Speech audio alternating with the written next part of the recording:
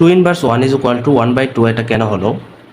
তো এটা যদি আমরা যুক্তি দিয়ে বুঝতে চাই, তো আমরা হচ্ছে লিখতে পারি, প্রথমে ধরে নিলাম 2 পাওয়ার 4, তো এটা সমান আমরা লিখতে পারি হচ্ছে 16, যেহেতু 2 পাওয়ার 4 তাহলে 4টা 2 গুণ হয়ে 16 হবে।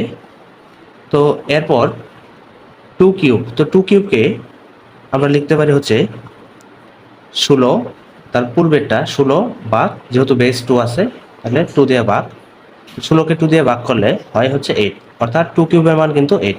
তো সেমভাবে 2 স্কোয়ার, এটা মানে হচ্ছে আমাদের পূর্বের যে মানটা ছিল 8, 8কে আমাদের আবার এই বেস 2 দ্বারা ভাগ করতে হবে। তো 8কে যদি 2 দিয়ে ভাগ করি তাহলে মান আসে হচ্ছে 4, অর্থাৎ 2 স্কোয়ারের মান 4।